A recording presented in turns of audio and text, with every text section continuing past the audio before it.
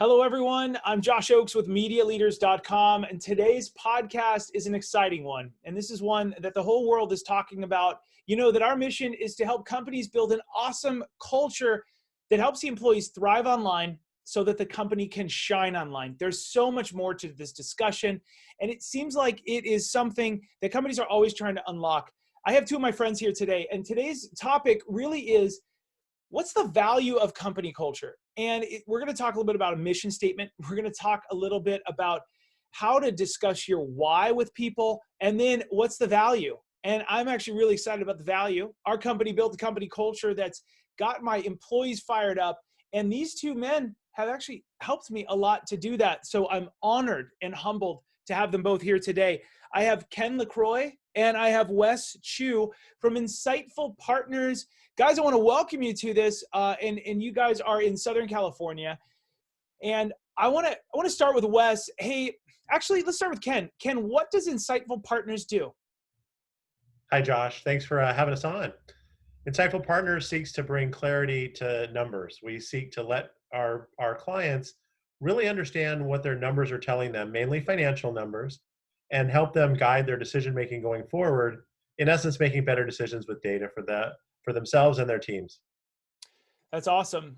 All right, Wes, welcome as well. And Wes, let's dive on into some of the things that people are interested in, right? And one of the things they're interested in is, why should our company have a mission or a why for their business? That sounds like a bunch of MBA junk. That sounds, and I said this once to my mentor, to Marshall. I said this once.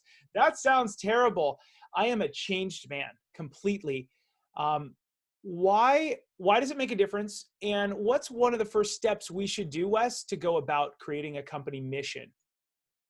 I'm a big fan of Simon Sinek, and I'm recalling his famous TED Talk. It's one of the top 10 most viewed TED Talks of all time.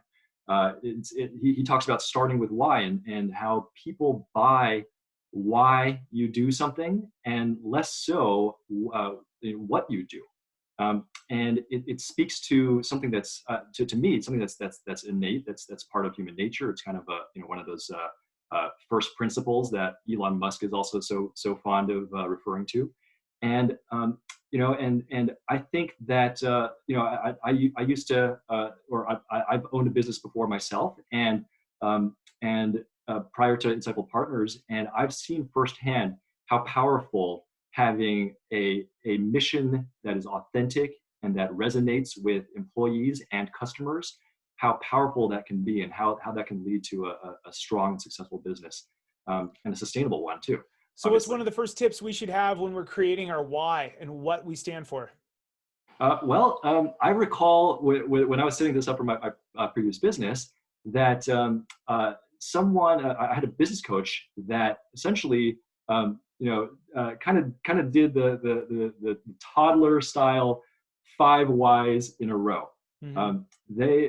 He asked me, why I started my business, and I gave him, the first thing that came to my mind. I said, hey, it's because I fell in love with with rock climbing, and it was this hobby of mine, and I just wanted to build a cool rock climbing gym, and he asked why again. And so I had to dig deeper and give him another answer. And he asked it, 3 more times until it became so abstract that I couldn't really articulate anymore. And he said, okay, once we get to that level of abstraction, let's back it up one step up. And lo and behold, that became sort of the purpose of the climbing gym and the company that I helped build. And that was to discover ourselves and to connect with others. And so, that message resonated with me. It resonated with my business partners and our employees and our customers as well. And so, it was the basis of forming a strong community and really getting buy-in from the people that were key to the business. Okay, so that's awesome. 5 whys, which I love that, because a lot of people will say in every business, and Ken is very wise. And Ken, I'm sure you've heard people say this before. I've owning a social media business for the last 10 years or so. People have always said, hey, I've got this business and I want to blow it up through social media. I want to be on social media. And I always do the same thing, like why? And then you get down to the point, right? We're really talking a lot about culture. I do want to dive into that mission statement. And I want to kind of move into what's the first step. Ken, what's one of the first steps that you guys, when you developed your mission statement for Insightful Partners, what's one of the first steps you did? Well, like Wes said, it starts with the why, and the why informs the what.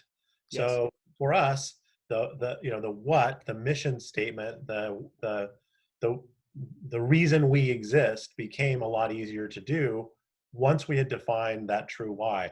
I don't want to gloss over how hard what Wes just described is to do and how difficult it is to do it yourself.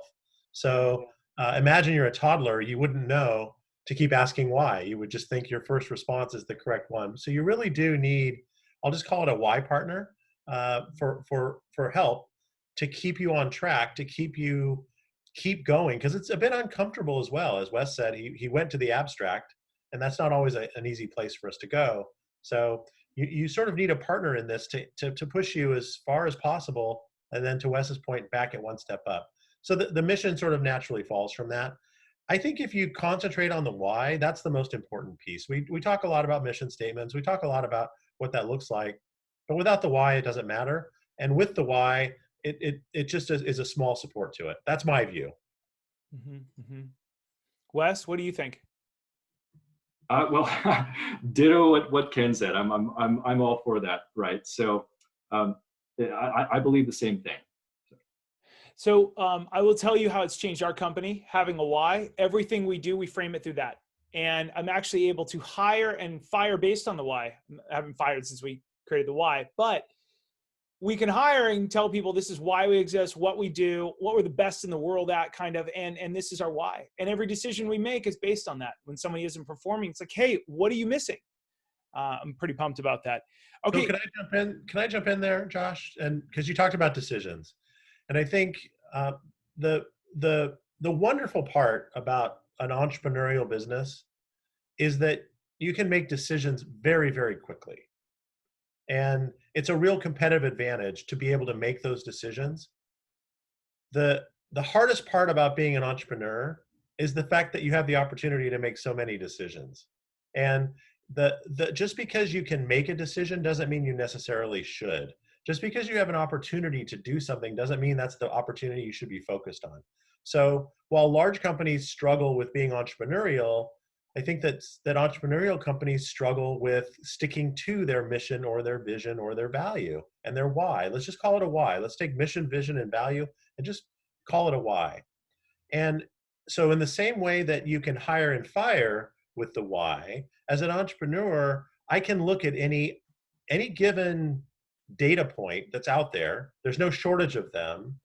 Opportunities, threats, strengths, weaknesses, conversations.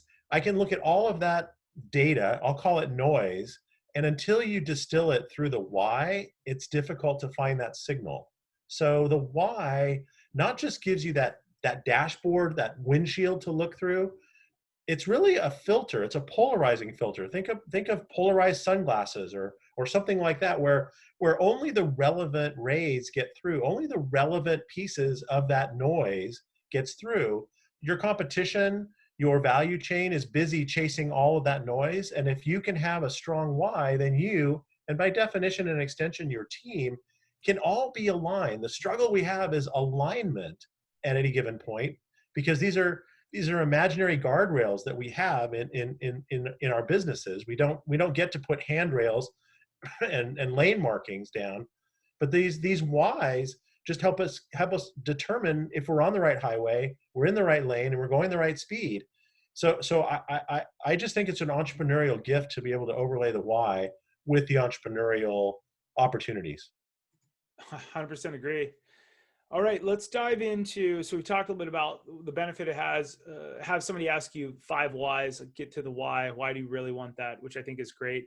And Wes did that to me, and I found my personal why, which added to the corporate why, which I really like that.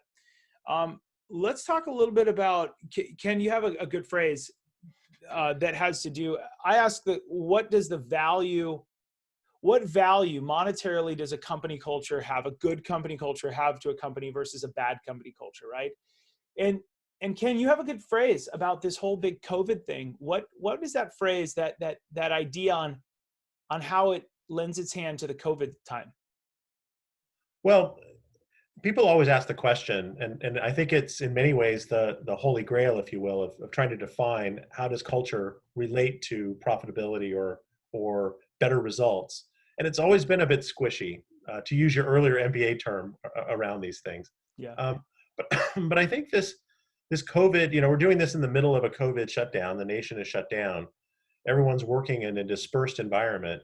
So we're naturally forced to create those same guardrails, those same lane markings that before we had inside of an office, inside of formal communication pathways. Now it's all been upended. To the extent that you have a why, to the extent that your company culture is already aligned, that you're already practiced at these things, that people know what to do, even though you're not hovering over them. They know where to go, even though they don't have an org chart or a floor map. To the extent that they know that already is overhead you don't have to spend in these dispersed environments. If all of my employees are working from home, then if I have a strong company culture, I can be assured, and if I've trained them for how to use that to make decisions, all the noises that they're getting, all the customer noise, the vendor noise, the coworker noise that is coming at them can easily be filtered in a very dispersed way throughout the entire organization, even though you're not all in one place or in formal places. So I think that to the extent that your culture is strong, it becomes a lot easier to adapt to the current situation, which is a dispersed workforce. And my belief is that we're going to continue to have these type of disruptive things. I don't know what the next disruption looks like.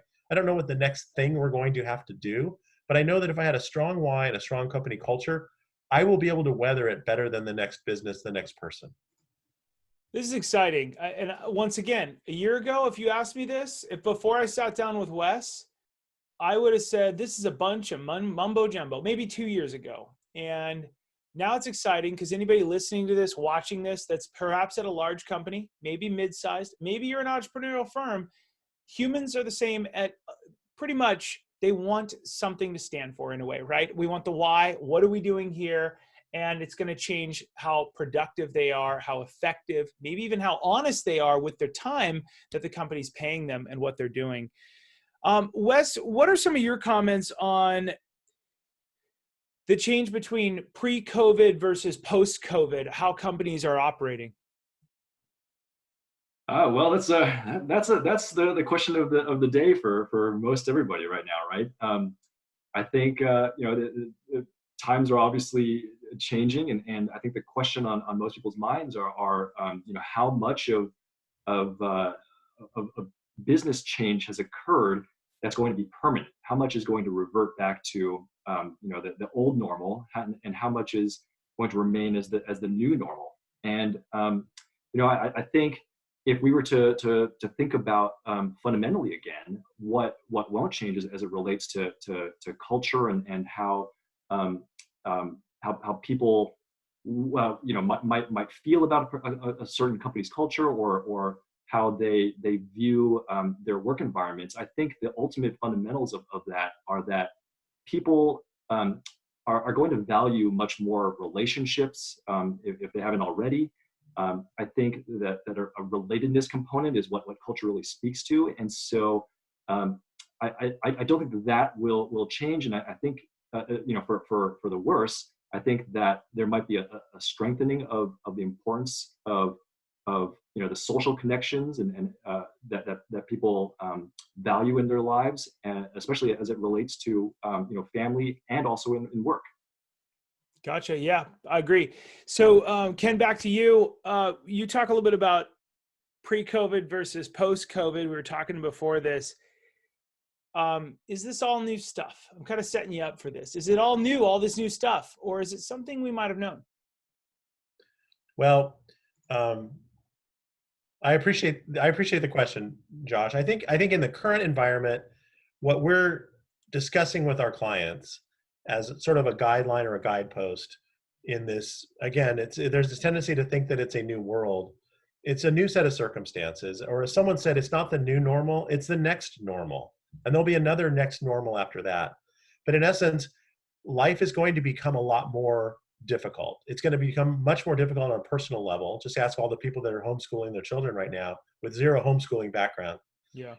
But it's also going to become a lot more difficult in a competitive environment for businesses. And what I like to say is that the things you need to be doing now are probably the same things you should have been doing all along. Now, instead of being a should, instead of being something that would help you be a little bit better, they're crucial for your survival. They're crucial for the survival of your employees, your value chain, your customers, your suppliers. You're a part of this. We're all in this together. It's a very overused term. But to the extent that you can sharpen your saw and get your toolkit ready to go, there's nothing new under the sun that needs to be done. There's just a focus on making sure that we execute exceptionally well, that we communicate exceptionally well, that our culture is exceptionally ingrained inside of our people, because we've lost sort of the ability to do that with external forces, with sort of physical spaces, with hierarchies and those things. We have to push on string rather than pull on rope. That's a good one. And I like what you're saying about this is all stuff that we should have been doing until now. I know of, and I know of a lot of restaurants that would say, we don't need an email list 3 years ago. Now, as an internet marketing geek, right? A self-proclaimed internet marketing geek, I'm always asking, how can I capture your email and data? And I've looked at some of my friends that own restaurants or people that I just down the street, and they're like, no, it's fine. We get a lot of walk-in traffic. We're doing fine. And now this happened. And they have no way to communicate with people to say, we're doing takeout only. Come in. Today's burrito day. Today's this. They have no way. And like Ken said, stuff that they should have been doing all along. And there's no shame in this. I'm merely saying, if you're a company that's looking at, for instance, I'm not plugging Insightful Partners, but why would we want to look at our data? We were profitable last year. We were this. There's the more you ream through this stuff and take a look at the details, the stuff we should be doing, but we're exhausted at the end of the day, the better prepared we are for the next COVID. If there isn't, right? I mean, whether it's 1 year out, 10 years out, or whatever that is. And a lot of these restaurants are realizing that there's no way to communicate with customers. There's stuff that they might not have built in, systems. They might not be online for online orders, things like that. That's just a low-hanging example. Wes, I want to just hit you back one more time. We talked a little bit about the couple steps a company should consider when creating a mission or why for their business. What's one of the key takeaways that you see people? So we talked about what it does for a company, how to say why 5 times, have a why buddy. We know there's value to the company. We talked about that.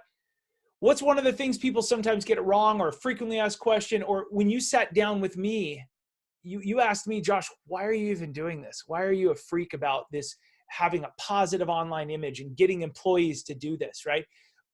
What do you ask companies about why?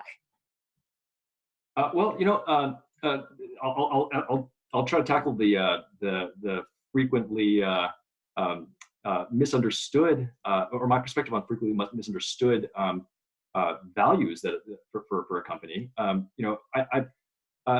think I used to work in the Silicon Valley, and right out of college, and I think back then culture was sort of alluded to, and it wasn't necessarily strongly defined, at least where at the companies that I was experienced with. And there was sort of a running joke in the early 2000s where you might see those motivational posters on the wall that sort of that had one word on them, and then some sort of little bit of a motivational statement to explain the word, right? And we also saw the mock posters that people would put up for humor's sake, right? And my recollection of that was that when a company talks about core values and sometimes just refers to a single word sort of generically, like you might hear one of the core values that we believe in is integrity, or honesty. Sometimes if a core value isn't fully authentic, if it isn't part of the living, breathing culture of the company, I think sometimes that those sorts of core values end up either falling by the wayside within the company culture, or even working to its detriment, because sometimes people will kind of point out potentially hypocrisy if a company doesn't actually adhere to their own interpretation of what that core value means. And so one sort of best practice that I like to I like to use with clients to develop kind of a set of core values is to take a leadership team, have them come together and identify 5 to 10 of the best employees at a company, and try to pull out sort of the characteristics that make them unique and valuable, and really a top performer. And when you can kind of glean, kind of the 5 to 7 of those characteristics, and then you might come up with this awesome Frankenstein employee, and a description for of characteristics for that Frankenstein employee. The point is to define this theoretical kind of employee who, if you had 20 to 100 of these employees, you would rule the world, right? And so core values should not be aspirational to me. It should be a part of the fabric of what your company is, and it should be about the best of what your company is as well. I like that. That's actually a really good golden nugget. 5 to 10 best employees at the company, glean the 5 to 7 best characteristics to describe them, and then invent a machine to plot them out like you're 3D printing them. Beautiful. I love that. That's actually kind of what we're trying to do, is attract people with those characteristics and qualities. You guys are awesome. Hey, Ken, I want to give you last word. What would you say to a company that's trying to figure out, okay, what are the, because it's a hot topic, and I don't want to talk too much about COVID. I want to talk about the things that we can do, the positive things that hit the bottom line, that make us sane, that help us so that our company, it takes less babysitting and is more productive. But what would you tell people? Like, okay, there's a lot going on here, signal versus noise. What can they do to make sure they're prepared, either for the next COVID or just to cut through it all, to make sure they're doing the right things right now? So I think you're right. It's not COVID. It's the next normal. It's there's going to be a series of these shocks to the ecosystem that we all are in. And I think for us, it comes down to key performance indicators. It's what are the things that really drive value in your business? What is it that if these are the only things we did, then we know we will have success? Again, there's no shortage of opportunities to do a bunch of different things, but we like to prioritize and hold our clients accountable to doing the things that matter most first, and then if there's time, to do everything else. So define what causes sales in your organization. Define what makes a profitable widget, a profitable project, a profitable approach. What defines an effective employee? What are my metrics around a supplier? How do we get the best results from our suppliers? What are those indicators that we can start to measure over time and understand that if we do these things, then we will have the outcomes that we're looking for? That's good. Those are some good key takeaways. I love it. Hey, you guys are terrific. Ken and Wes, I really appreciate it. Those of you listening or watching, no matter where you're at, please rate, subscribe, and review. There's links below to insightful partners to go learn more about these two handsome men and what they do to help companies sift through their data, understand the story behind their data, and do the things they should be doing so that they're prepared. They're prepared to get ahead of their competition. They're prepared to become the most effective company. They're prepared to make sure their workforce is the most reliable and ready to go. So I want to thank both of you. You guys are great guys. And also for putting in the effort and coming out today. Those of you listening or watching, please rate, subscribe, and review.